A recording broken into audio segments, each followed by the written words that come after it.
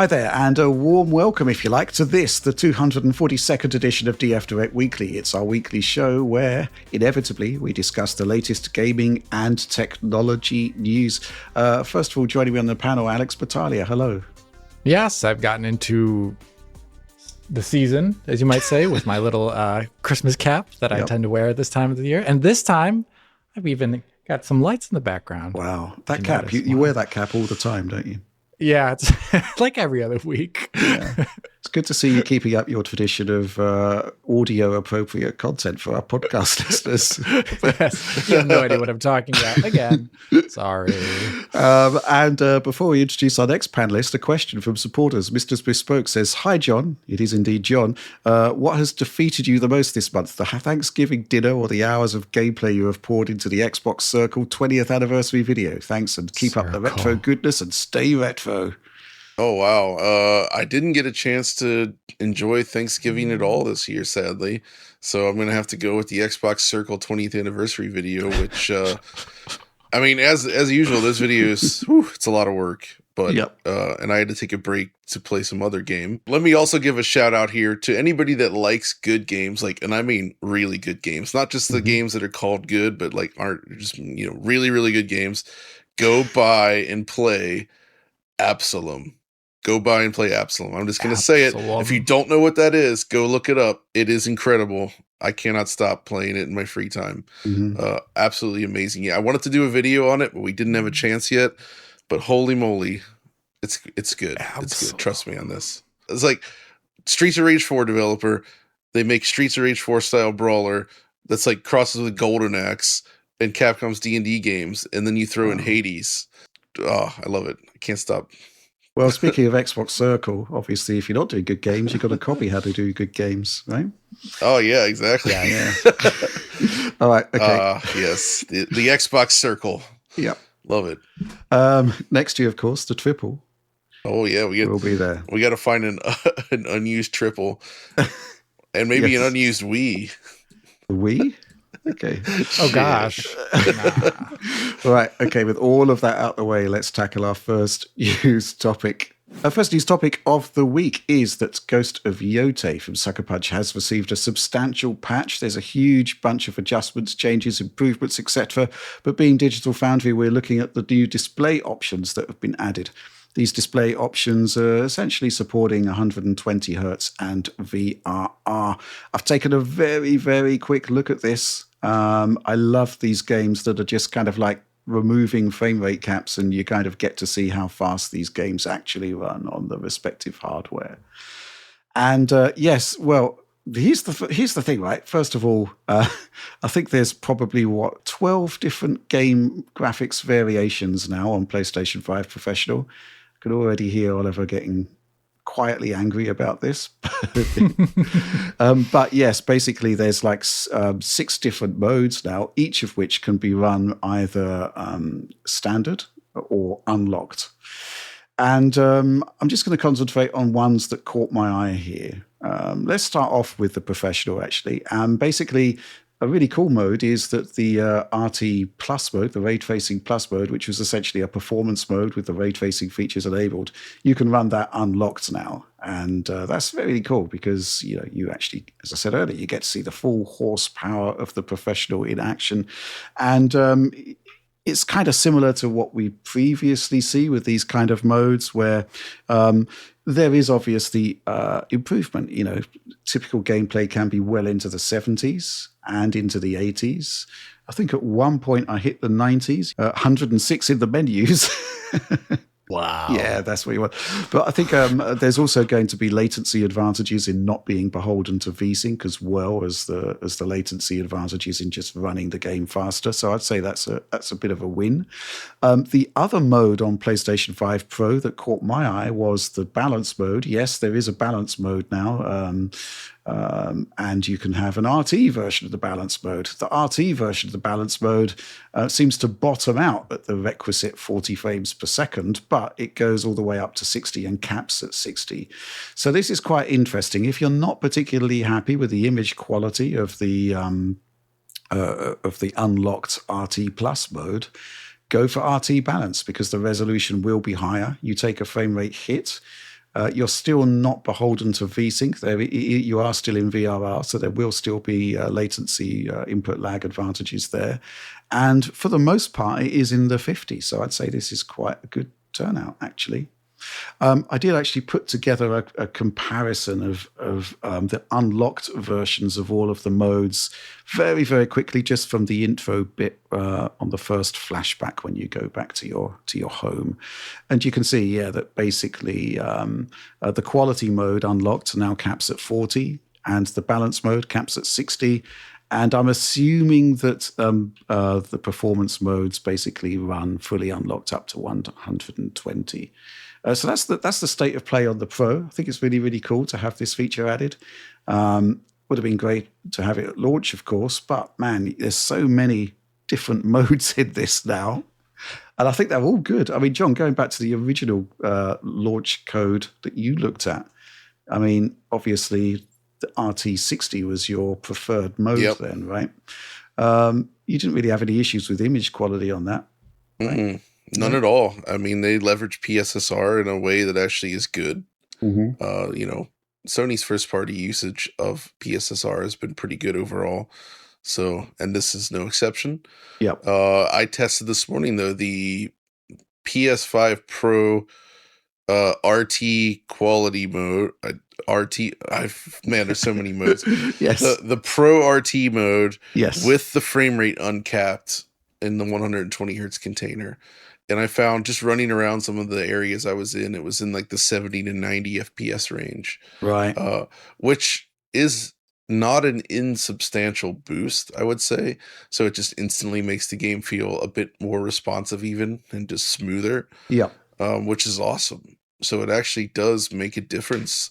And it also, I like this kind of stuff because it also, there may be some changes to dynamic res or something, right? We haven't actually counted that closely yet, but it does kind of reveal that there's the amount of headroom that was there to begin with. Yeah. Because if you recall, it was pretty much like a completely locked 60 FPS, like almost all the time. Mm-hmm. So they always had this like sizable headroom above the 60 FPS target. And now we basically get to see that, which is cool. Yeah, absolutely. I mean, it's an interesting addition, I think. I think there's also future-proofing aspects to this, which are cool. If you have unlocked frame rate options, then obviously when the PS6 comes along, it will make use of that, you would hope. 120 FPS lock sounds good to me. Absolutely. Base console. Now, this is quite interesting. It's the same deal. You've got, I think there's actually 5 different modes in total here, which can be run locked or unlocked. The one that I was interested in, well, a 40 FPS balance mode has been added now, but there's also a 40 FPS balanced RT mode. And what's pretty cool about this is that prior to that, of course, RT was, I believe, John, locked to 30 frames per second on the base unit. That's correct, yes. Yep. So you can actually have a balanced RT mode, which is aiming for 40 frames per second, but you can unlock that as well.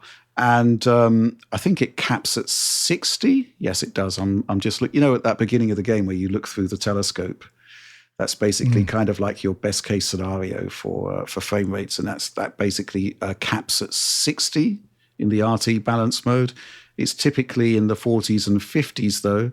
I think this is a pretty good VRR experience, actually, and better than capping at 40 if you have the means. So, yeah, pretty good stuff there. Happy with this patch. They've really sort of knocked it out of the park there. It's quite interesting, of course, because back in the day, we sort of looked at the original trailer and we weren't sort of like massively impressed. And we weren't massively impressed by the follow-up trailer, which had performance problems, which I think in retrospect must have been a capture problem, right, John? Yeah, no doubt. Exactly. Yeah. And, but the final game just kind of blew us away. And it's on the website, but we never made a video of it. Right. The interview. You spoke to Sucker Punch about this. Yeah. So that was interesting. I actually did ask about that. And, basically it was just an issue with the way that they captured it for that video. And somewhere along the chain of editing, something got kind of messed up. Okay. Which does happen indeed. And of course, they also kind of caution that, yeah, of course, it's pre-release build and they've got people pulling clips from this kind of stuff. And I think it's just a confluence of factors that can result in this kind of issue with a presentation like that. But, they were always aiming for this high, smooth frame rate. It's just, I was surprised at how stable it turned out to be in the end. So, which is awesome. I think what's pretty cool about that interview, John, is that you just tackled the ray tracing head on because, I think that was one the crazy thing is we got the review code in, you loaded it up, and we had no idea that there was actually going to be any ray tracing support in the game at all. But there it is, completely unannounced. And it was like, wow, this is cool. And in the interview, it's like first order of business. It's like, ray tracing, what's going on? Exactly. And that was the kind of the thing, right? Because it was a completely unexpected thing. And I was really surprised that they didn't talk about this at all leading up to launch. But of course, as they did kind of note, I guess that there was some trepidation as to whether it would end up being what they wanted. And so they still spend a lot of time on their sort of like cooked lighting data and ensuring that everything would look good with or without ray tracing. But as you can see, both in the video and the shots in the interview, enabling ray tracing does have a profound effect on certain scenes when it allows like light to dynamically bounce off other objects. Like right. I love that shot with the drawers and the little shelving unit there, and you can see like the orange of the shelf sort of bouncing up off the pot. And I think that kind of stuff, while subtle, just does a good job at grounding objects in the world. It makes it look like they're actually in the scene as opposed to like, not being in the scene. So, which by the way, they did note that all the characters do appear in the BB-8 structure. Right. It was just that when we were looking at it, I was having a tough time. There was something weird about the way it looked in that specific scene, but yeah, that threw me.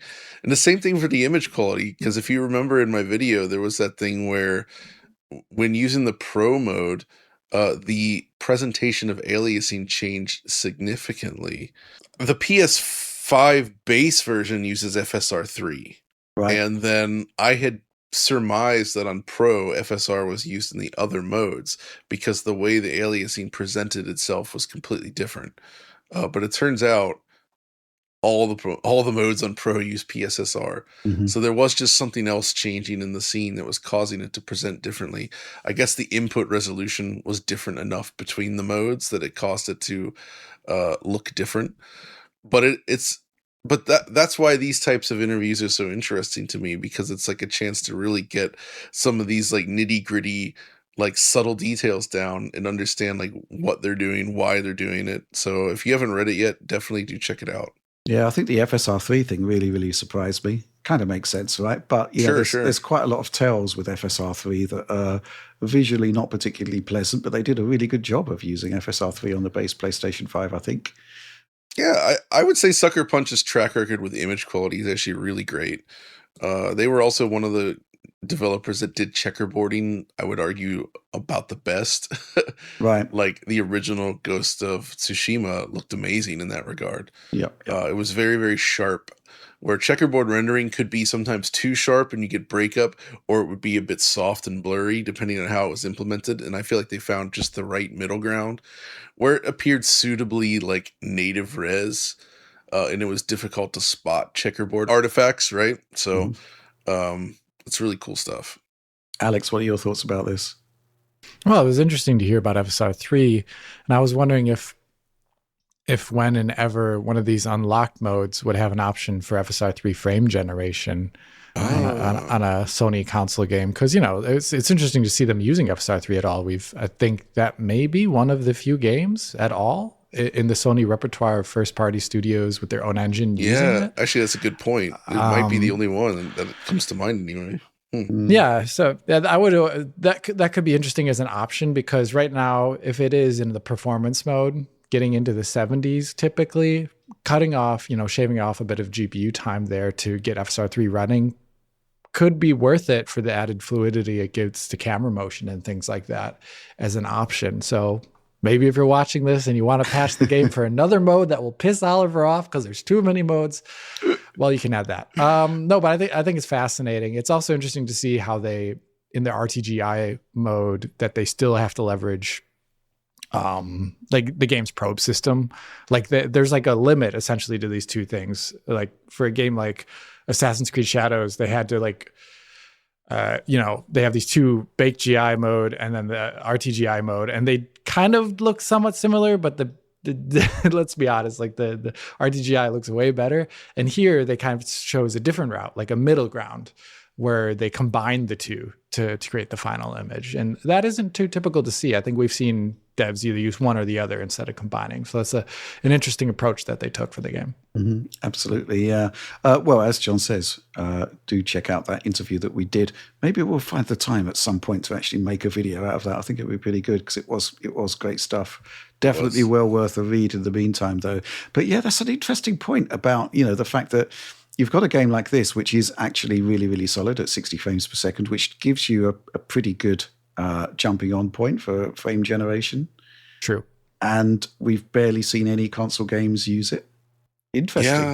Yeah. I mean, the minimums here are high enough that it should work. I mean, it could be a thing where they queue a lot of frames, so they don't want to add another group of queued frames to make it work. I mean, that could be one reason also, why that I would think of. As I discovered, these guys are very into responsive control. And I got into the whole thing about the lack of, or the limited IK inverse kinematics on foot placement, and the way they did animation around terrain. And as they noted, and I noted in my video as well, it does exist in the game, but it doesn't have the same sort of granularity that we often see. And they very specifically tuned it that way. They tried to find this middle ground because they wanted it to be very, very responsive. And it's true, when you go really heavy on this kind of stuff, like you look at something like Red Dead Redemption 2, right? Like it's amazing with its foot placement and the way the character moves in the world.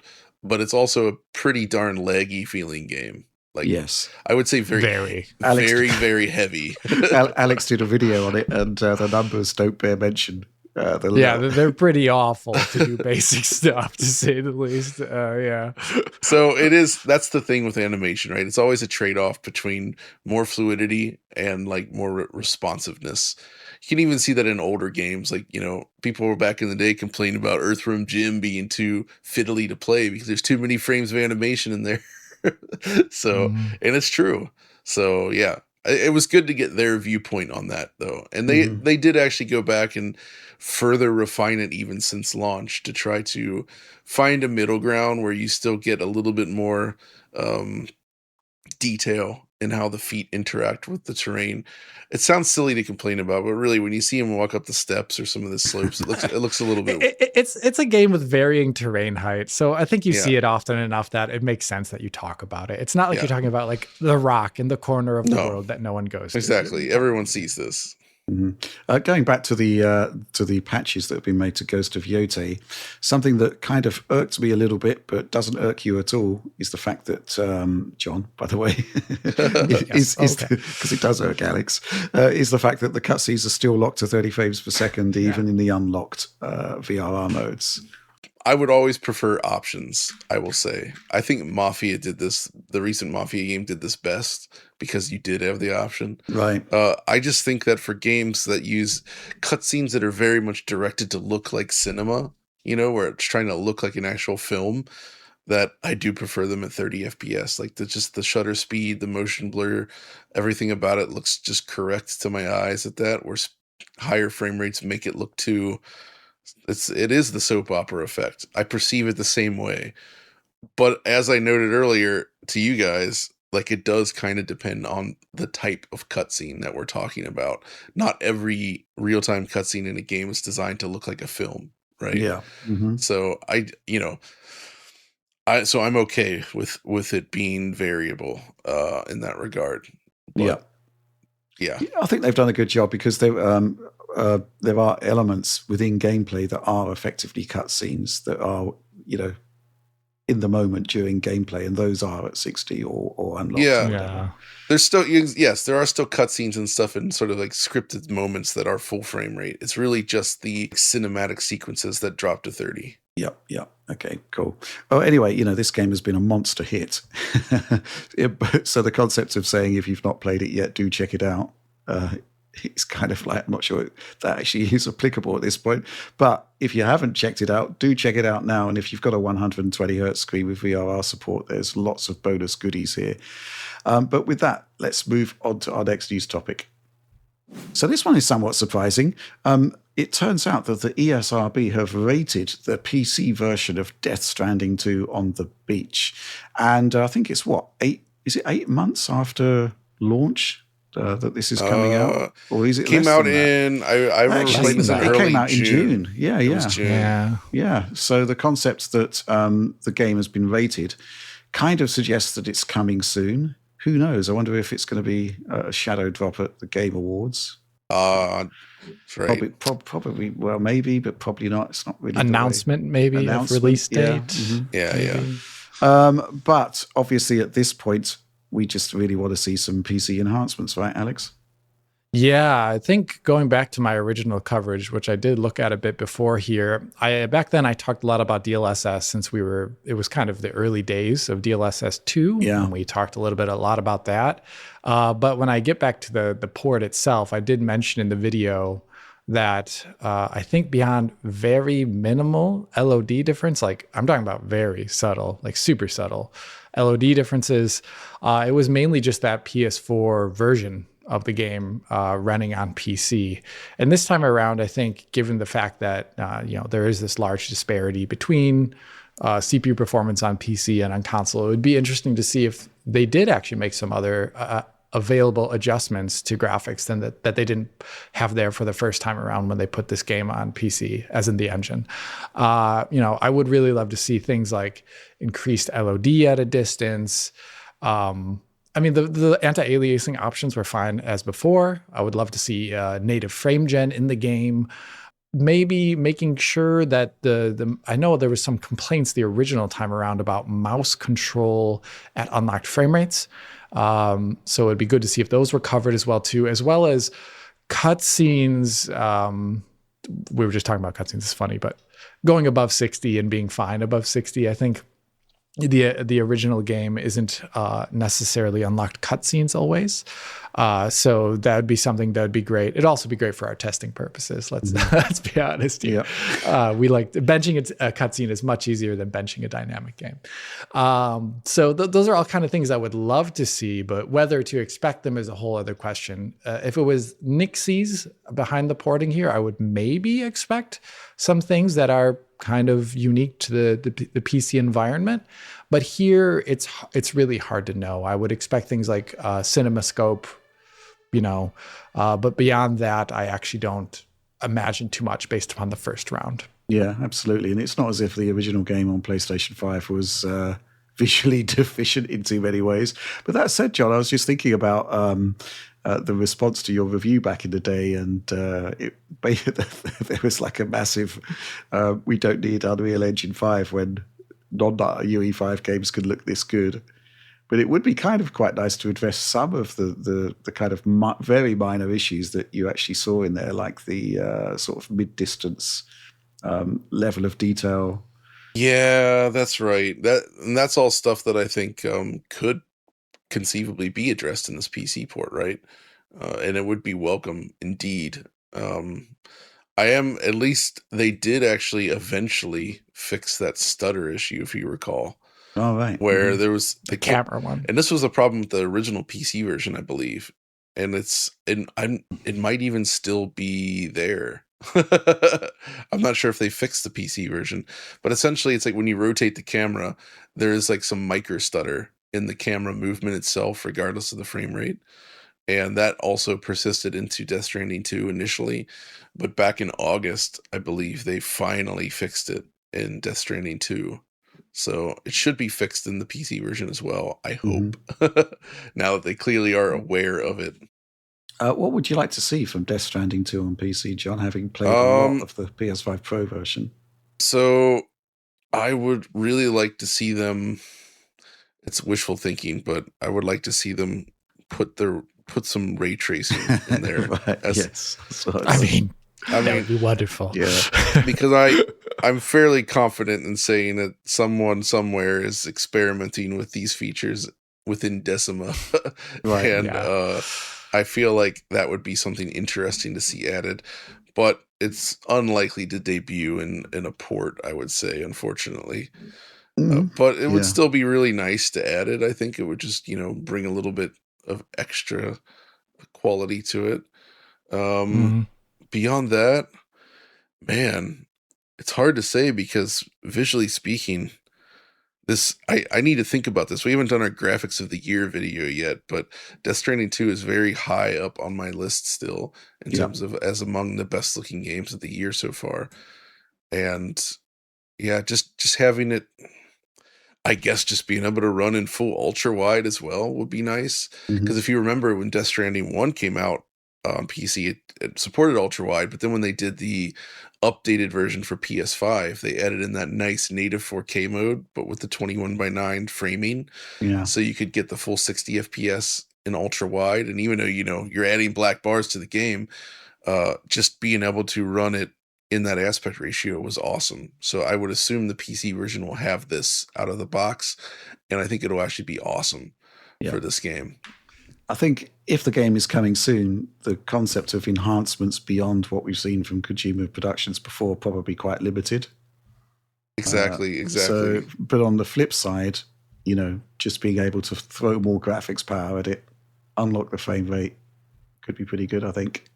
Yeah, I think sometimes things that are special for PC versions sometimes require partners from the IHV, like Intel or AMD or Nvidia, because yes, maybe Sony doesn't want to foot the bill for all this engineering time, but hey, Nvidia will send an engineer to your location to add these things. And I think sometimes for some publishers, that's like the thing that pushes them over the hill to actually do these kind of things. But we'll see, if you go back in the day, Metal Gear Solid 5, especially Ground Zeroes, had a pretty sweet PC version when they came out that was really nice and added some extra stuff. So maybe this will be like that. Who knows?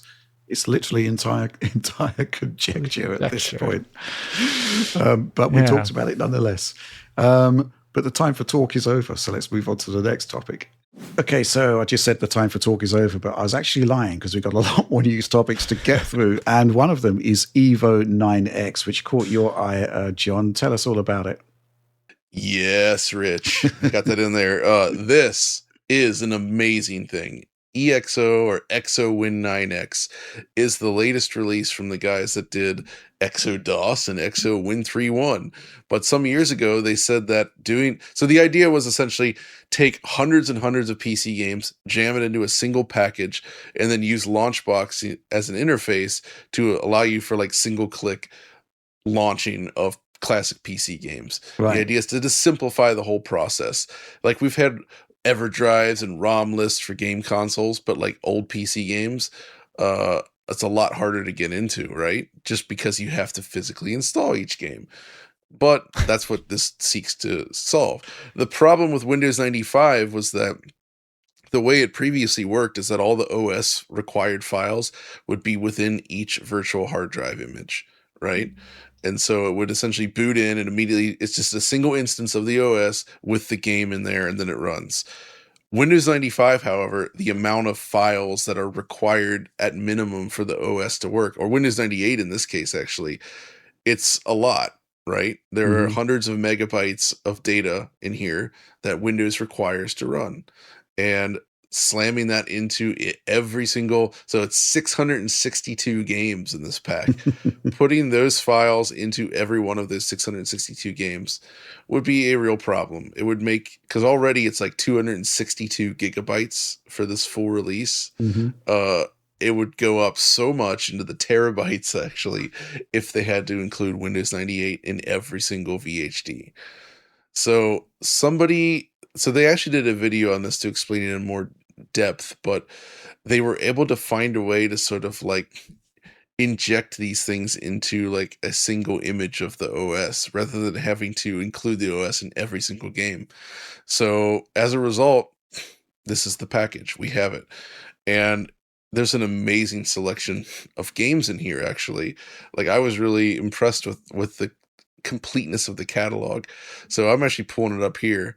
First of all, one of the nice things is that It supports both software rendered games and 3D accelerated games. So like you actually can enjoy games that use 3D FX Voodoo. Of course, it's emulated Voodoo, but it is there, and so you can actually use it.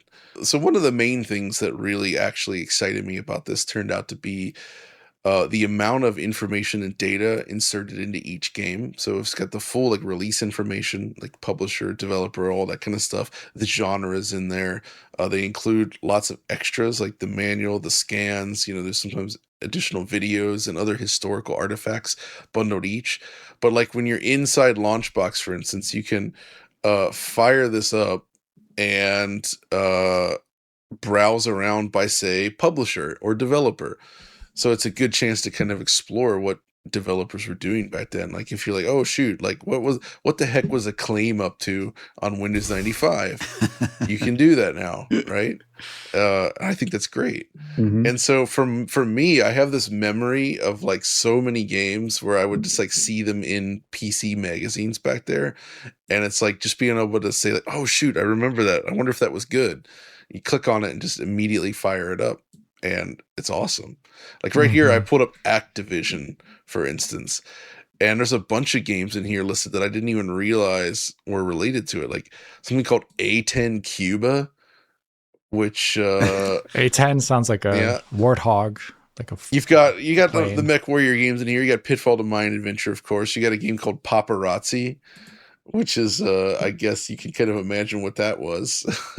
Oh, God. A game called Spycraft. There's Time Commando from Adeline Software that did like the Twinsen games. Zork Nemesis, stuff like that. Atari Inc. published the PC version of Area 51, the FMV light gun shooter. You can find some truly awful stuff like Catfight, the ultimate female fighting game from Atlantean Interactive Games, which is just, it's a thing. The original Diablo's in here, which is neat. Sierra, of course, has a huge representation. They put out a ton of games during this era. There's even a few Japanese games in here, as well as like edutainment, like the 3D Body Adventure is here.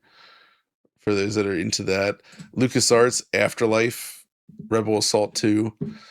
Even tricky games like from Looking Glass, you got Flight Unlimited, which even on a real PC, vintage PC, getting games like that to run can be a huge pain in the butt.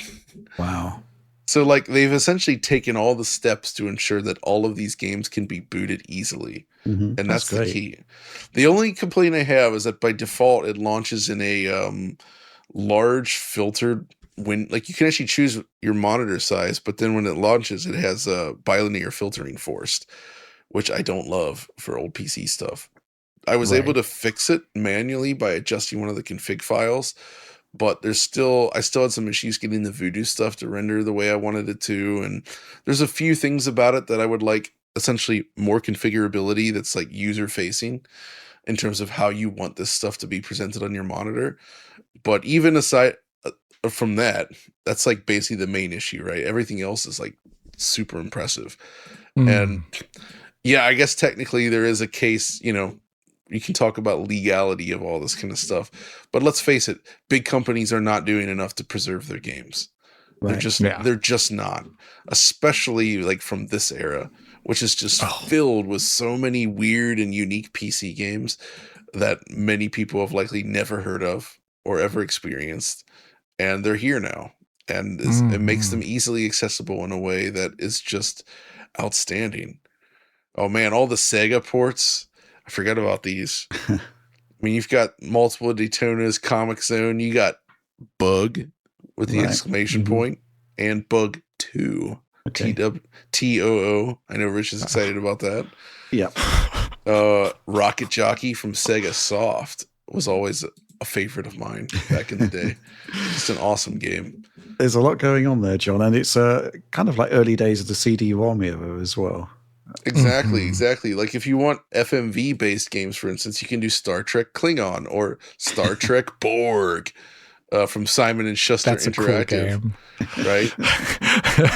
And it's very enjoyable, and they're presented very much like a proper episode. So, Alex, you must be excited. Well, I'm interested in this. So one thing if you have old PCs is that you technically need to have many of them to do some things right. Yes. Because, you can have a Pentium 3, but then try running an older game like Magic Carpet on the Pentium 3 and that ain't going to run well. It's just like super fast and useless. Too fast.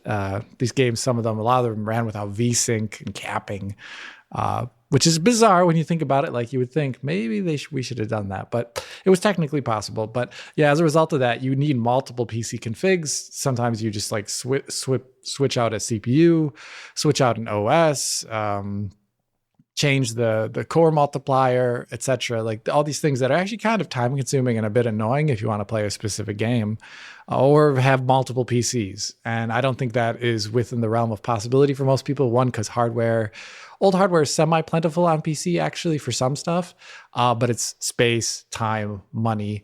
And this reduces all of these things to, you can just run it on your modern PC in a pretty great looking way, right? Possibly better even than it would have been at running on the old hardware itself. And then you can also run it easily on new monitors, something like that old hardware definitely won't do with its VGA only connection. So these are all things that should be done. It would be amazing if the community didn't always have to do these things. But that's the whole point of communities because they have passion. Well, Alex, I mean, what company is going to combine the efforts of like hundreds of publishers into one? Well, I don't mean that. I just mean the easier way to have a virtual, like it would be great if within Windows there was a default virtual way to load up Windows 95 as a retro thing. I think, it's kind of crazy. Windows 11 still has FDD support, but they don't have the ability to run certain games from a certain era. And I always find that a bit of a shame. Mm-hmm. Okay. Well, this sounds pretty cool. Do check it out if you're that way inclined. But let's move on to our next news topic. So by the time you see this, the release of Assassin's Creed Shadows will be imminent. It might even have happened. And to celebrate that, Ubisoft has put out a blog post explaining how they managed to cram such an ambitious game designed for current generation consoles onto Nintendo's console hybrid.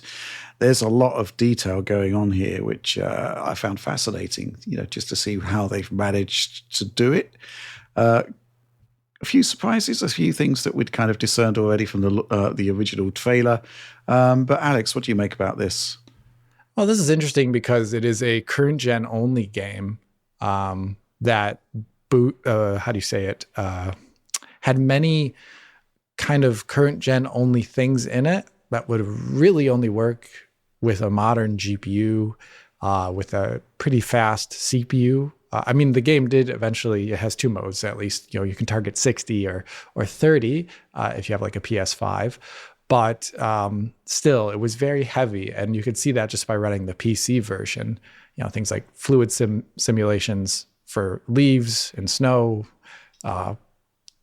ray traced global illumination in the game, in that 30 FPS mode on console, and a virtualized geometry system for a lot of the game's static objects, much like Nanite. Yeah.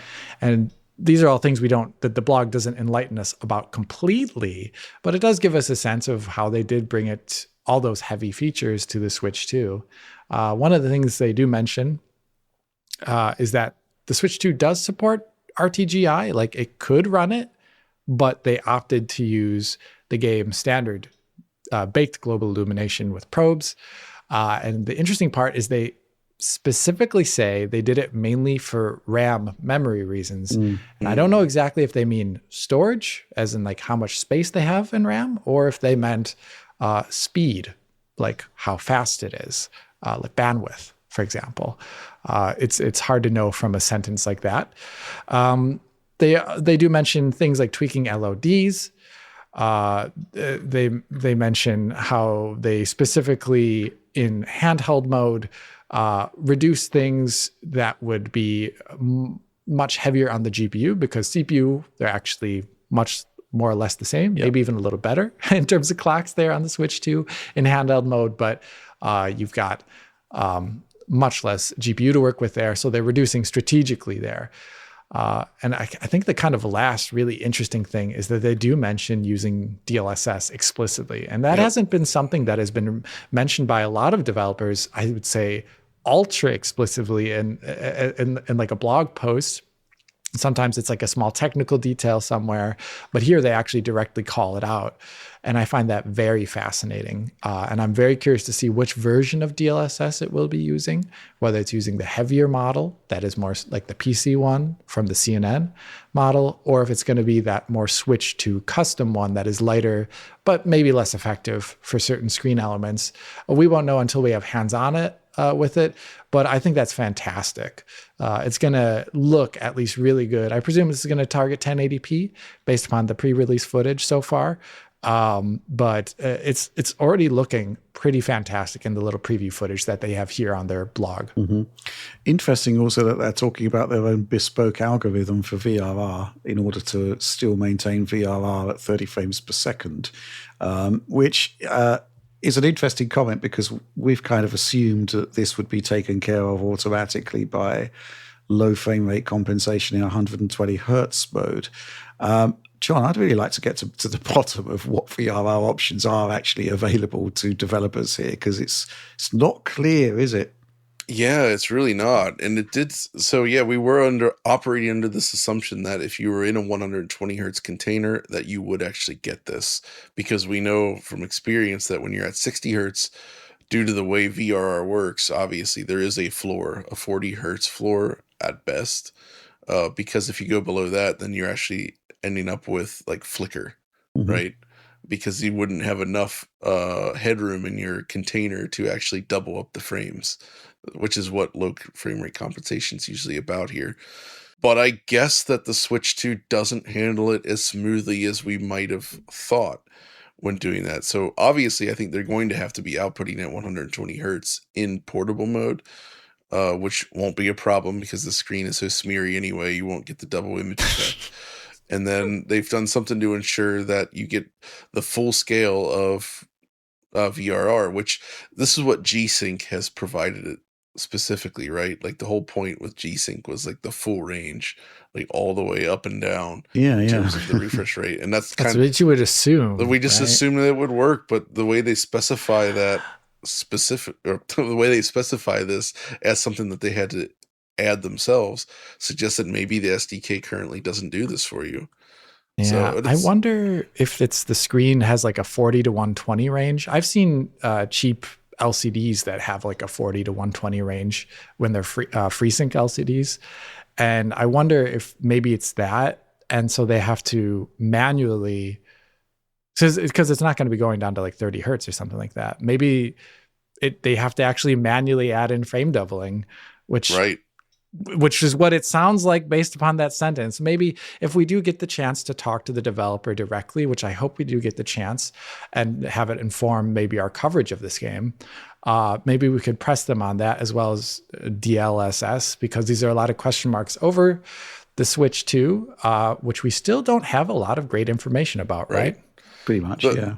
I will say, though, the good thing about VR here is that it will give them a little bit of extra leeway to allow for some very minor drops in or portable mode, which might allow them to scale up the visuals closer to docked mode when in this mode configuration. So, but hopefully it doesn't go too low.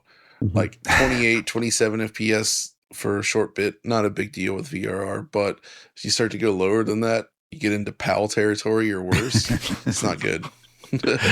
Yeah, it would add borders, John. Yeah, oh no, he has to add the borders. Going like this.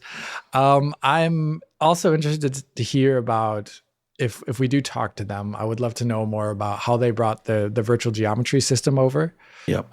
Because we have yet to see Nanite running, for example, on any of the UE5 Switch 2 ports. There haven't been that many, but yeah, there hasn't been cut been, from all of them. Which Switch? I forget. So I guess the Chronos, the New Dawn, does that use Nanite? None of them doesn't. Was there any Switch 2 UE5 game that actually has Nanite as a main feature, aside from Fortnite, which obviously that has a different focus? Yeah. This is Chronos and Fortnite, basically. So what I was asking is, does Chronos have Nanite on other systems? Yes. Okay, so that is an example of a game where they sacrifice that feature. Got it. And I think Right. you said, Alex, in your piece with Oliver, that Fortnite isn't using Nanite on Switch 2. Yeah, which is really bizarre, actually, because I am very curious to see as to why, because it's running fine. Like, it's running fine at a reasonably high resolution. And I wonder if there's something else that we just don't know about behind the scenes, not allowing that to be the case. But here, they're also their version of Nanite here for this game was a little bit different in the aspect of a lot of the triangle size, since they designed the game in a more cautious manner, not just throwing triangles at everything. They were, as strange as that sounds, but they didn't necessarily, I imagine the reasons why they could have done that is because they're not sure if they would have finished their virtual geometry system time originally for what their original release date was. The game was delayed quite a bit, if I recall. And who knows, but they designed a lot of the assets with like larger triangle sizes in general. And so the way Nanite works is it splits between a compute shader, rasterizing, geometry when it's a certain screen size, more or less. And then mesh shaders actually do the rest when it's above a certain amount of pixels real estate. And with the debug views that they sent to me, you could see that a whole ton of the game's triangles were actually done with mesh shaders, which is really interesting because that means it's not actually pushing a lot of compute, which actually may be better for a device like Switch 2, which has mesh shader support. Arguably, though, not a whole bunch of compute in comparison to its big console brothers and sisters. So, I think this could be really interesting if they did port it as they did. But if they didn't, that would also be a bit concerning. So we'll have to see. Yeah. Just looking at the blog post here, a couple of features that have been added that I think are either quite amusing or actually quite useful. I particularly like the Switch-specific features here. The Nintendo Switch 2 system version of Assassin's Creed Shadows brings fresh and dynamic ways to dive into the game. Touchscreen navigation makes interacting with menus, maps, and the hideout more intuitive than ever. So I actually scrolled down at that point because I wanted to find the fresh and dynamic ways to dive into the game, but that's it. You get like an interactive map, which is nice, but maybe overcooking that somehow.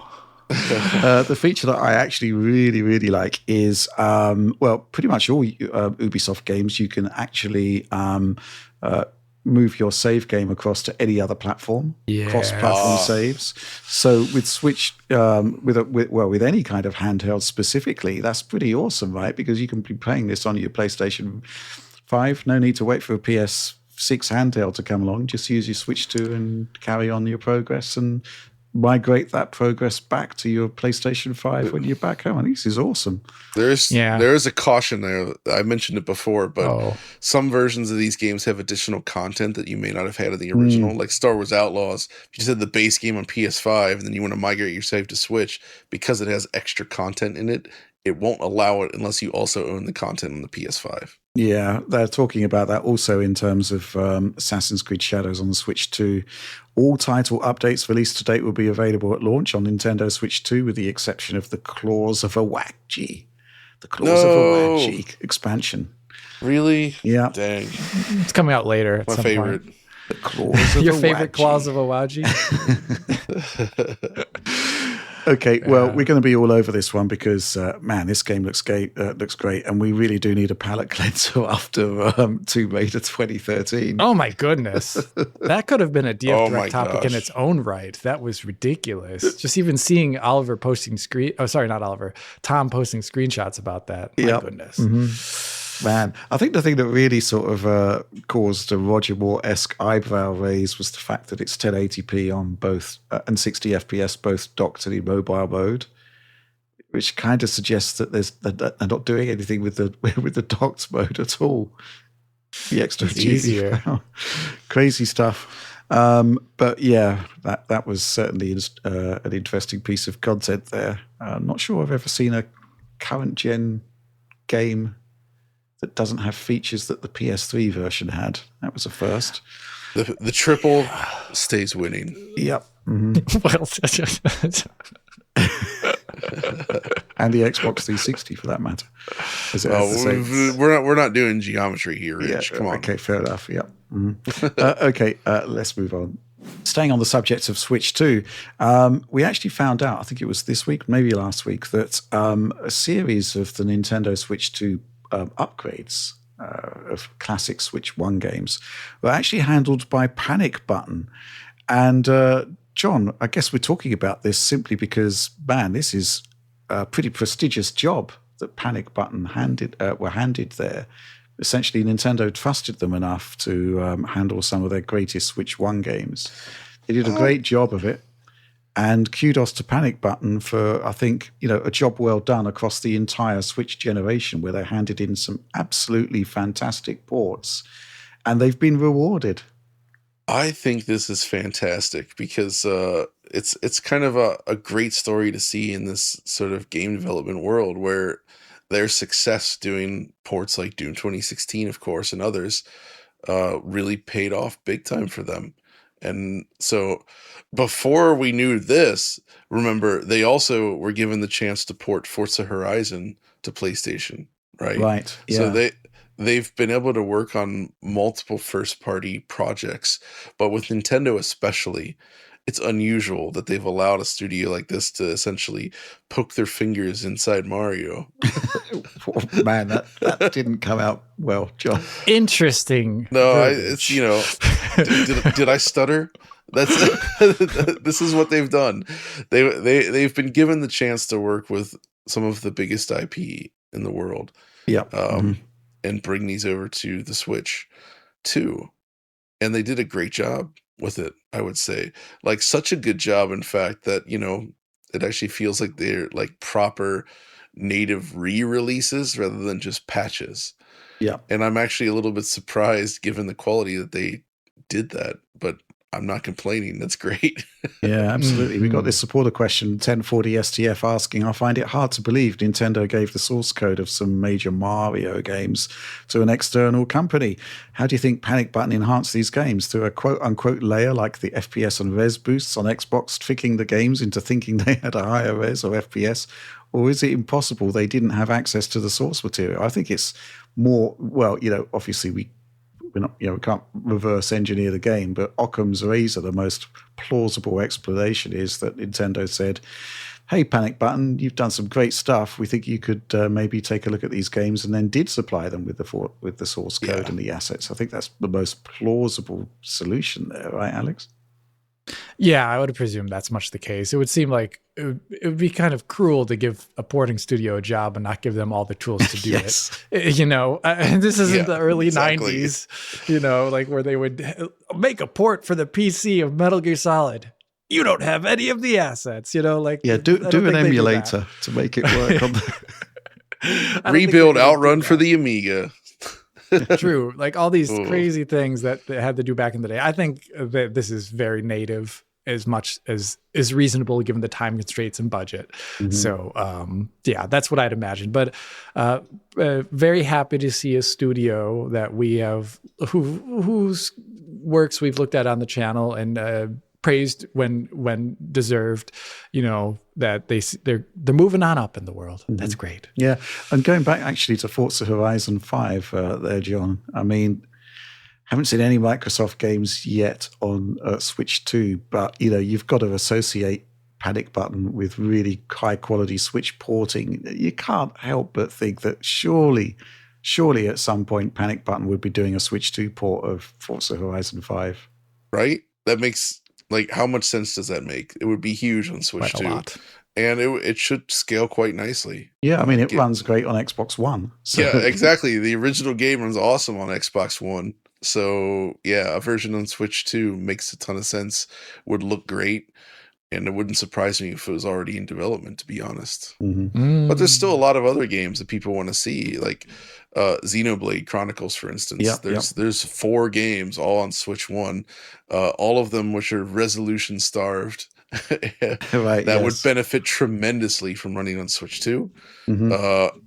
Less likely, perhaps, given the track record, but I would love to see them being given the chance to revisit Doom Eternal and the like, and essentially update them for Switch 2, which would presumably get you 60 FPS and, better visual features, more on par with the original versions. I mean, it's nice, right? That would be nice, I think. Yeah, there's a lot of opportunity for that. Crisis Trilogy, The Witcher 3. Oh, yeah. I mean, come on now. Witcher 3 actually would be great because as interesting as it is, it's also not, I would personally argue, not a great way to play such a, it's a great game. You know what I mean? In terms of like how it looks is a little bit, it looks a wee bit janky on that Switch version. So like giving that the Switch 2 love, it could look like the PC version from 2015, right? More or less, right? Sure. Yeah. Yeah, absolutely. Okay, with that, let's move on. Okay, so that's everything from the news this week. So let's move on to supporter Q&A. Every week I post on our Patreon asking our supporters to comment on the topics that we're going to be covering and, of course, to submit their questions for the team. We choose the best or rather the ones we're best equipped to answer in the here and now. We're going to kick off with this one from the legendary Alan from the Discord. I love this question. Hi, guys. Is Kirby Air Riders the game Mario Kart should have been? Now, I haven't played it, but John, what do you think? Absolutely not. Yeah, that's an insane thing to say.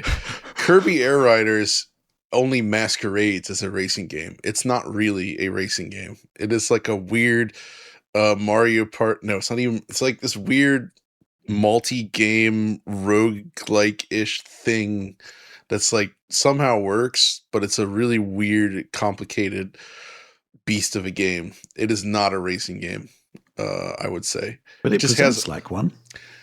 That's why Kirby Air Riders and Air Ride was always so confusing to people, because on the surface it looks like a racing game. There's a reason Sakurai needed like 2 hours worth of directs to explain what it is, because it's like a type of game that almost doesn't really exist anywhere else. It's so weird and just full of strange ideas. It's just like this. So yeah, there's racing in it, but that's not what you do most of the time. Right. And Mario really Kart bizarre. Mario Kart World is awesome. The main problem with it though is that they built this really cool open world and it didn't do anything with it. Right? Like, I love the idea that you can do these races where it starts at one end of the world and it goes all the way to the other. I think that's super cool. And how they built unique tracks into it. But there's just not much else going on in the game, and so it feels a little bit content starved. But I wouldn't want it to become Kirby Air Riders. You know what?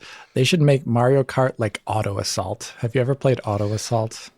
Am I the only one? Was that MMO game? Yes. Oh my god, Alex. So it needs quests, it needs factions, and it needs guns. Back in the day of retail box PC games that used to frequent shelves for a very long time. Like there was a special edition of Auto Assault that I saw floating around on shelves for years. I have a strange affinity for Auto Assault. I don't think it's horrible, but it's an MMO, so you have to like that. Okay. Anyway. But going back to Kirby Air Riders, I have to admit, John, the video came in from Oliver, and it was a double header with you that lasted 43 minutes. What was your first thought when you saw that? My first thought was, why? What's going on? But it turns out that there's so much going on in this game that, the standard sort of form of content probably wouldn't have done it justice. No. Yeah, like, how do you describe a game like that if everyone's just seeing all the racing parts and you don't even get a sense that it isn't even? Well, I thought it was a racing game based on the footage, which showed racing. Yeah. But there's so much more. There's even like obviously we all know that Kirby is like post-apocalyptic, like the whole story and everything around Kirby, like that's the whole thing. It's like cute exterior, like post-apocalyptic interior, weird dark themes and strange otherworldly things. All of that comes out in this game. Mm-hmm. But it's just, this is like, to me, this game still feels like Nintendo essentially giving Sakurai like a reward for all his years of hard work on Smash, saying, you know what, dude, like, make what you want. And he just really wanted to make this for some reason. Is it a firm recommendation? I would say you should go into it with an open mind. If you go into it expecting an arcade racing game, you're probably going to be disappointed. Mhm. But if you go into it expecting some interesting racing action, but with a bunch of other weird stuff and like very strange progression and all kinds of like unusual things, and you're curious by that, and you just want to see like a mad genius just being unleashed, then I do recommend it. Okay, fair enough. I'm just sort of still trying to process the concept that Kirby is post-apocalyptic. Dude, yes, it really, I mean, it has been that way for a long time, of course, but yeah, if you've played through some of the games and you've seen some of the weird themes they explore in the back half, you can definitely see it. Mm-hmm. Okay. Some of these designs, man. Cosmic beast. Yeah. I guess it's great that the games like this can actually find an audience and actually be made in the first place. If it is just kind of like this one madman's vision. Yeah, no, I mean, and there's a purity to it that I like. I think it's really cool that he was, in a way, Sakurai is like this, like, he's like Kojima's yin to his yang, if you will. They're both these guys that have like managed to like become personalities within their respective spaces, and they each kind of just like, they each run a company, I guess, and they each kind of do their own thing. They do what they want to do, and you get the results, and you either love it or you hate it. But they always do things that most other companies and publishers would be like, why don't you take that out? Like, we don't need to do that, or like, don't spend money on this. Like, they spend money on things that most publishers would shy away from. This is what I'm saying. John, you're describing it and admiring its purity. You reminded me of Ash in Alien describing the Xenomorph. Just want to say, I was like, I don't know if this sounds good. I don't know, man. Well, just imagine Kirby as a chest buster. That would be a somewhat unexpected turn of events, wouldn't it? Let's move on to our next question. This one comes from Cotton Bird. I went back and re-watched your coverage on the current generation console reveals. You seem very surprised to hear the PS5 and Xbox Series X would have NVMe SSDs and hardware-accelerated ray tracing! What's the most unexpected feature that you remember being announced for a product? Yeah, I mean, it's great to actually go back in time and see that, features which are now commonplace were like big deals at the time, right? That's, one of the exciting reasons why I'm sort of still in this business after so many years. You never quite know what's going to happen next. And we've got to say it again, the classic moment, Gamescom 2018, where I think it was your first Gamescom, Alex, and Jensen presented machine learning and hardware accelerated ray tracing, and you were literally, and I'm going to say this, literally slack-jawed. Oh, I know. Rich and I were both looking over at you while you were looking at Jensen. We loved it. Well, it was that is actually probably my most very surprised moment. I would also argue when G-Sync was announced, because I had never even considered the concept of varying a refresh of a monitor. Yeah. Literally never even came across the idea. So it was nuts. Those are my two. Right. Okay, John? I mean, firstly, I would say seeing the PSP for the first time, just like I didn't expect that portable systems could do what that could do in 2004. It was really like so ahead of the curve. Mind-blowing stuff. Unexpected features. I mean, I think it's fair to say that everyone was extremely surprised by the Wii. Love it or hate it, like what they did with the Wii, everything about it. Like, it was the first time Nintendo essentially gave up on console generations. Yes. They just said, you know what, screw it. We're just going to use the GameCube hardware again and clock it up. That, there was the Wiimote, of course, the whole pointer system. Again, that little controller, you mean? That little controller. It looks like a, you know what. It was extremely unusual at the time. And then even stuff like the addition of Virtual Console, right? Like, hey, here's a service where we bring back classic games on your system digitally. All of this was like very forward looking. I mean, the Wii really was a very forward looking and interesting machine, and like a total like left turn in an industry that was taking right turns. It's the first time that, I mean, the DS arguably had some of this, but the Wii is the one where it really feels like they just went in a completely different direction than the rest of the industry. And there was a ton of surprise and like confusion around it at first. Mm-hmm. Yeah, the Wii's quite an interesting response to the question, which is specifically, what's the most unexpected feature that you remember being announced for a product? I'd say the code name was Revolution, wasn't it? Yeah, it was. And the revolution was actually that we're using the same hardware as the last generation, pretty much. Shows how good that was, though. Yeah. ATI, baby. That controller. ArtX. That little controller. That made all the difference there. That was the revolution. It's quite interesting there. And obviously with N64, they came up with what was for the time kind of revolutionary controller as well. Most unexpected feature that you remember being announced for a product? I mean, obviously the classic Battaglia Gamescom 2018 story, but anything else there, Alex? Well, like I said, G-Sync. I don't know. I'm struggling actually to think of a feature. I think there's just like hardware that's interesting in its own right. But just like a feature of that hardware, I'm struggling at the very moment. I'll tell you one. I know a good one. HDMI input on Xbox One. Right. Okay. And all the TV. Like, what on earth?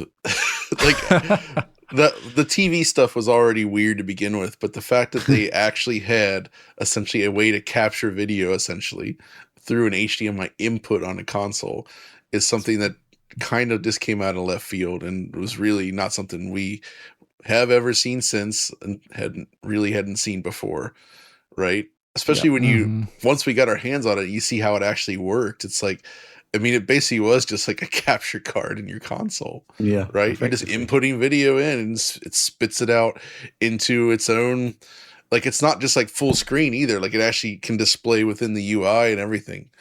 It was really interesting. Bizarre. Yeah, well, there were a lot of unexpected features with Xbox One, but also unwelcome as well. Unwelcome, yeah. I guess Kinect was kind of an unexpected product. I mean, yeah, Kinect is. I maintain that Kinect is the thing that killed Xbox as we know it. Yeah, no Kinect, and I think Xbox is in a much stronger position today.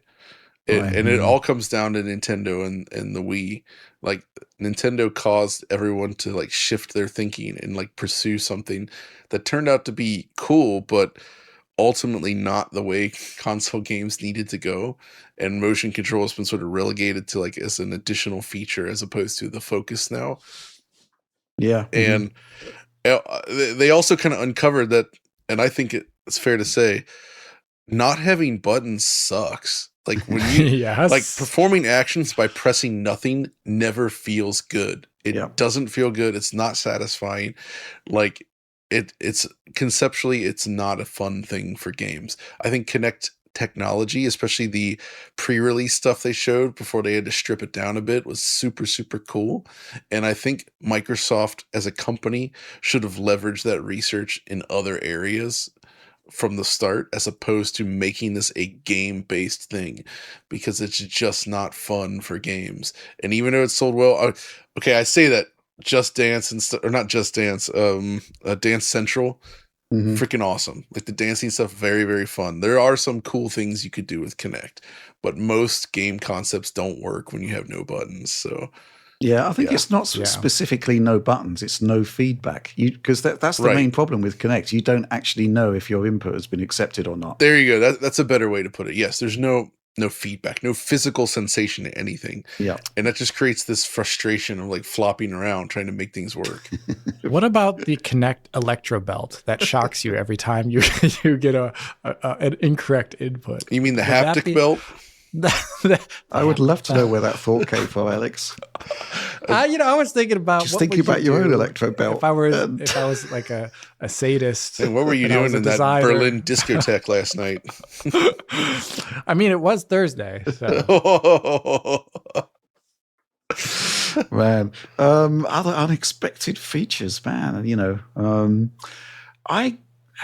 I didn't expect the PlayStation 1 to be as good as it was. Ridge Racer was such a defining moment for 3D graphics in the console space. That was pretty amazing. I didn't expect Voodoo graphics to be that much better than everything else when it came out. And I still haven't forgiven John Carmack for basically making my rendition Verite obsolete within months. That's the bottom line.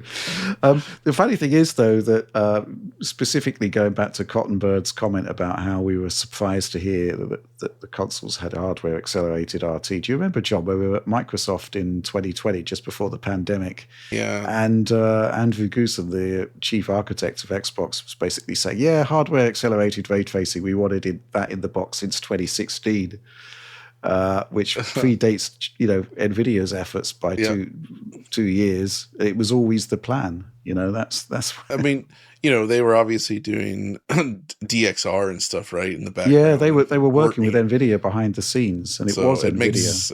It makes a lot of sense, but obviously, hardware costs and all. Mm-hmm. Yeah, I'm sure there's a lot of announcements that I've completely forgotten here. But maybe some supporter will be going back through the archives, just like Cottonbird here, and remind us of them. With that, let's move on. Got a question here from Soyakazi, sorry. Hello, everyone. I've been pondering. Much has been said about the Steam machine's effective performance level. Some say too little, some say enough. What I see, though, is a broadly PS5-like machine that might gather a following despite pricing concerns.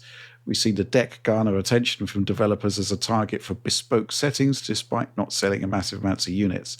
So my question is, if the machine is successful, could it further cement a PS5-like performance target for games well into the next cross-gen period? I think we had a similar question to this last week, but you weren't here, John. What do you think about this? That's interesting. I mean, I do think this has some sort of an effect on games, right? Because the Steam Deck developers would like their games to run on Steam Deck, but as we've seen, it also doesn't prevent them from shipping games that don't run on Steam Deck. So it's not. I think it has a minor effect, but not necessarily a huge one. But I would say, in terms of keeping performance in check for the foreseeable future, the Switch 2 is more likely to do that than the Steam machine. Right. Because people really want to be on the Switch 2.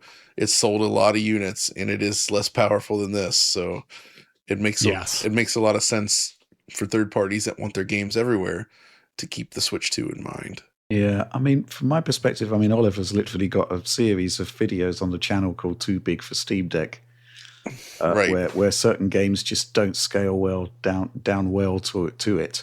That's not to say they can't be made to work well on it, because we've seen quite a lot of games receive updates to enable them to run well. One of which was Hellblade 2, for example, which now runs very well on Steam Deck and still looks pretty decent, I'd say. Mm-hmm. And of course, id Software did their handheld mode for Doom: The Dark Ages, which we've still not looked at closely. We have to figure out what it does. True, yeah.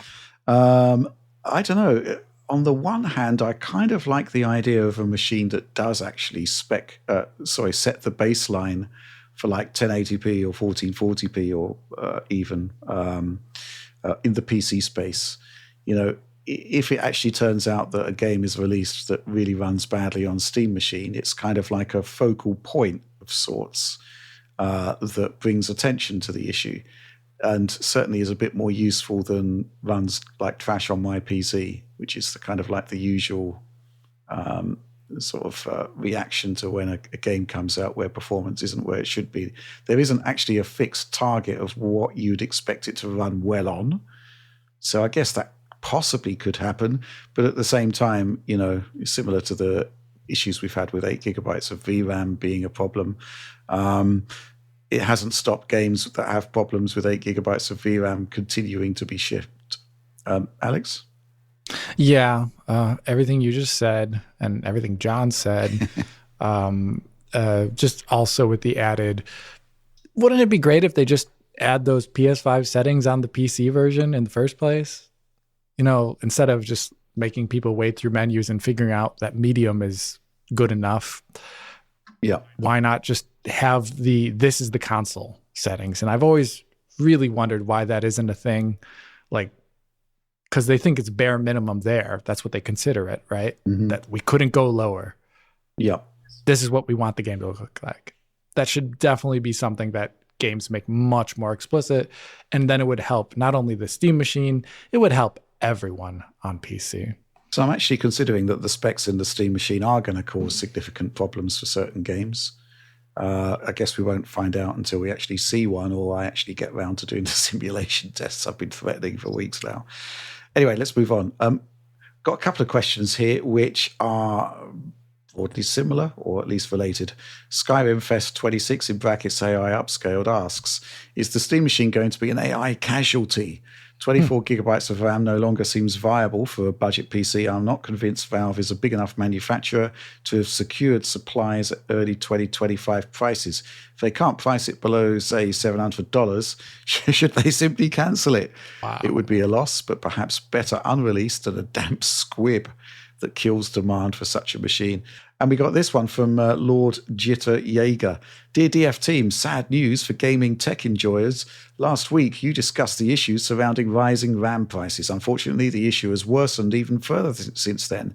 Some analysts now believe this trend could continue for several years. Even consoles are expected to be affected. I'm very excited about the potential fresh of breath air a new Steam machine could bring to the console market that's become increasingly stale, in my honest opinion. But given the way things are developing, do you think a concept like the Steam machine would even be viable at this point, unless Valve bites the bullet and heavily subsidizes it with all the risks that entails? Thanks for the great content. I've been enjoying it a lot. ! Alex, well, I don't think they're going to cancel Steam Machine. I suspect that, they've created a piece of hardware, may even be in production right now, which kind of suggests that they would have secured at least some degree of affordable memory. But what do you think? I mean, yeah, I don't think they're going to cancel it. They've already announced it. What it means for the initial price versus the price in half a year from now, maybe that's the big difference. Maybe the first models are actually cheaper, which would be somewhat of a rarity in that like finished box kind of realm. Obviously, with GPUs, it's been like that. So that would be surprising. I don't know. I'm really wondering what the heck is going to happen if this memory issue continues, and I don't see why it wouldn't continue, given the trajectory of everything in our world, because it just makes things like consoles completely unaffordable at some point. They don't hit their price bracket. That makes them a mass consumer good. Same thing applies to PCs and things that are trying to be console-like, the Steam machine. So in general, I'm just at an absolute loss what the computer entertainment industry does when this continues as it does. Yeah, we've also got this question from the great Jumanji. Greetings, ! Given that PlayStation 6 is presumably targeting 2027, do you think the system's memory configuration will be affected by the current cost explosion? I would hope that the PS6 will have more than 16 gigabytes of RAM, but the outlook for the near future seems bleak, and 2027 is right around the corner. It is a concern for console manufacturers, right, John? Yeah, so this obviously, as you just pointed out, and I wasn't even aware of, that there's predictions that these RAM problems can persist for years to come. You better believe that this kind of thing would have an impact on any future hardware these game companies are going to sell, right? Like, they're in that planning phase. They wouldn't have bought all of the memory necessarily required by now. So this is going to affect that. And I do wonder if it might actually influence some of their decisions as far as how much memory is included in the box, right? Because we're already expecting something like a PlayStation 6 to be quite expensive. Yeah. And the RAM prices, I mean, we're talking like 3 times the price here. Like, I was surprised to see things like sets of RAM that used to go for like $100 to $120 or like $400 or $500. Yeah. It's absolutely insane. And they're not going to be immune to that, just like everybody else. So I'm genuinely unsure what any of this is going to mean for upcoming hardware. Not just the PS6. There's the handheld as well, right? Yeah. Mm-hmm. There's a lot going on. Plus, this kind of hits right as Nintendo is like really ramped up Switch 2, and it's selling big. How much RAM do you think they have? I mean, I'm sure they've stockpiled a good amount, I would hope. Yeah. But it's not going to be enough to last for years. So this is a serious problem. Yeah, sure. I think one thing to bear in mind is that the cost price is something that we don't know, but it's not stopping retail from basically tapping into the fear of missing out and just basically ramping up prices by like at least 100%. That's a bit of a problem, right? That's not great. And there's also been rumors this week that Nvidia has stopped supplying its GPU dies with memory, which was typically the case. Oh boy. And instead basically saying, hey guys, you're on your own. As to whether that's true or not, I don't know. One thing I will say, of course, is that there's a huge amount of rumors in the PC space that basically never turn out to be true. But obviously there is an issue. There is going to be an issue with this. Yeah. I mean, just looking at Amazon now, I mean, last week the prices were, I'd describe them as inflated. They have got higher. You're looking at like, cheapest I could see is £222 for 32 gigs of CL36. That's crazy. That's horrendous. For the longest time, your RAM was maybe akin to a mid-range motherboard in price. Like it was not the largest consideration of your PC build, and having it taking up such a large portion of that is just absurd. I mean, they're probably being a little bit worried on the PlayStation side about that, because they have more of a margin, but I'm wondering if Xbox just is like, it's going to be over 1,000 anyway. Who cares? Yeah. I'm really wondering, because they're out of the market already as is. So like, I'm curious to see what if this even moves the needle for them that much. The other thing is good memory. I mean, 6,000 mega transfers per second memory. Like CL30 seems to be like £100 more expensive than CL36. It's just, this is the way it is. That's just really, really annoying and frustrating. Anyway, let's move on. Dudley the Gentleman asks, hello, digital gents. Every year is dubbed, quote unquote, the year of Linux, with Valve's upcoming devices making 2026 fit that title even more. There is an issue though. Nvidia GPUs make up greater than 90% of the consumer GPU market share. For Linux gaming to get more serious adoption across the consumer space, we will eventually need to see Nvidia Steam Machine variants. Do you see Nvidia taking Linux driver development more seriously as it pertains to game support and performance if the upcoming Valve devices do well in sales? So this comes in the wake also of an interesting video that was put out by Steve at Gamers Nexus, Steve and his team rather, where they're basically trying to put together a Linux benchmarking workflow. And Alex, you watched that video and there were issues, right? Yeah, I mean, there's a couple. One wonderfully well put together video because it talks about a more holistic experience. I mean, the bar charts are there, but I was also very happy to see a frame time chart occur a number of times in the video, because yes, you can have numbers of frame rates and even 1% lows, but if you see that the 1% lows mean every 5 frames is a 18 millisecond one, that's a big difference. That's why 1% lows actually and 0.01% lows aren't completely accurate to an experience, because they don't show the frequency necessarily. Yeah.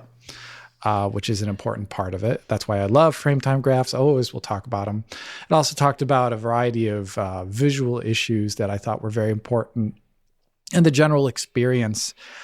So those are all things that I would love to do if I did a video on Linux. Nvidia and Linux is a complex topic that I'm not fully...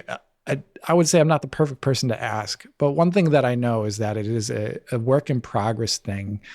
And it's been a long issue specifically for DirectX 12. I would say I would vastly prefer if NVIDIA did all the right things to make Linux much more viable if you had an NVIDIA GPU, just because being held hostage to Windows, I don't think is good for them anyway as a company in terms of anything really. It's good to have diversification, and I don't necessarily know if Microsoft has the best aims always for the user here, especially the NVIDIA user.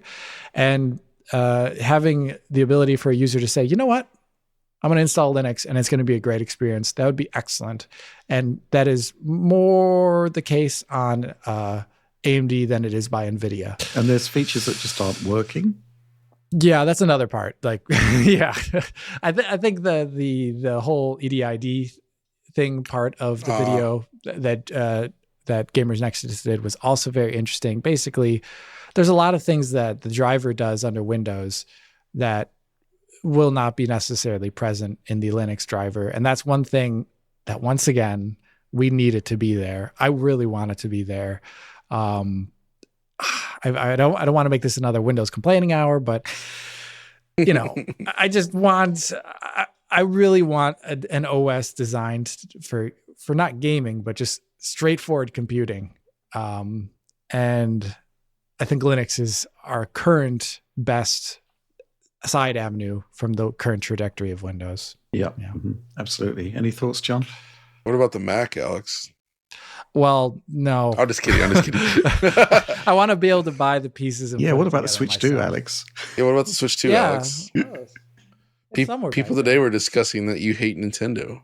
Why? Really? What did I do? No, the year of Linux, yes. I agree with everything you said, Alex. I don't really have much to add, but Nvidia not supporting Linux, I think, to me, it just feels like a no-brainer on their part, like in terms of just like distancing themselves further from being locked to a single platform, to making consumers happy, to broadening their, there's a lot of just benefits, even if it's not huge benefits. Like obviously all the AI stuff, that's where they're making their big bucks. But I just feel like it's not a bad idea to go further in on the Linux side and ensure that their graphics cards can actually support the platform properly. Yeah, it does make you wonder just how much more Nvidia could do if they put the resources into it. I mean, for Switch and Switch 2, they created their own low-level graphics API.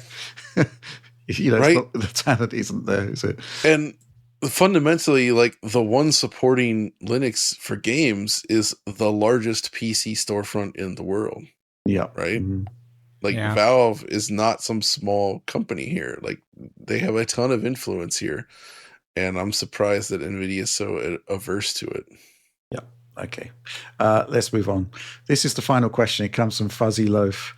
Well wishes to the quote-unquote independents. Whilst watching the podcast, I was pondering on how Alex seems to regularly have to discuss the less desirable topics on PC, such as microstutters, Windows issues, badly optimized games and engines, etc. Like magic, in the video, Alex suddenly said, I always sound like a curmudgeon on this show. In light of this, for the Alex fans,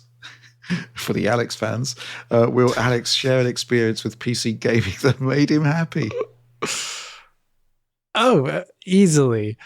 I actually just recently talked about this on a different podcast with Jan Perucka in German, where I said, I sound like Jan. He's a guy that works at Nvidia, actually. Oh, cool. And it was the last episode of that podcast, which is a bit shame. But anyway, I do describe the fact that if I have the chance to talk about something that makes me really happy, the entire video is that way, more or less. And that happens pretty, I don't want to say rarely, but it happens well enough. It just depends. Like I deal with a lot of Unreal Engine 5 releases because everyone uses it, right? So then we see all those issues propagating across all these videos. So that's why I can't just not mention the things that bother me. But things that make me really happy is when I load up a game and I don't even have to think about the performance, really. Mm-hmm. Like it just flows. I set my refresh rate if I can, and then I just play the game. And I think that's the magical barrier that happens when a developer really cares about a game. So when I was talking about, for example, more or less Star Wars Outlaws, when I reviewed that, when I looked at Avatar, a lot of aspects of Alan Wake 2, for example, were that way, where I just loaded up the game and I played it. And I didn't have to think too much about the issues. Those things happen. Indiana Jones, beyond the cutscenes, like those are the little things. But more recently, for me, an experience that I've loved is I've been working on some retro stuff in the last couple of weeks, always, and also before then, a number of times, and just loading up old PC games and being like, yeah, this is awesome. I love loading up old PC games. They make me so happy. You have no idea. So those are one wonderful thing. So more retro content for me means more smiles. Mm-hmm. Okay, good. Happy Alex is what we want, not angry Alex. Yes. Yes. What does it take to have a happy John? John? Just really good games that run well. Okay. That's good. It's really that simple. Mm-hmm. That's pretty straightforward, isn't it? Yeah. Okay, well, that was the last question, therefore the end of the show. So please do like, subscribe, share. If you enjoyed it, ring bells for notifications and possible algorithmic boosts for us, although I could have just made that up. But really, it's all about the DF Supporter Program. If you like what we do, if you enjoy the Direct, want to see it early, if you want early access to a bunch of stuff, if you want to support amazing projects like our new website and the DF Retro Super Show, then please do consider supporting that. We've just turned on annual memberships on the Patreon, which a lot of people seem to appreciate. So do consider that as well if you fancy it. That's all from us on this one. Thanks for watching and supporting Digital Foundry, and perhaps inevitably we shall see you next week.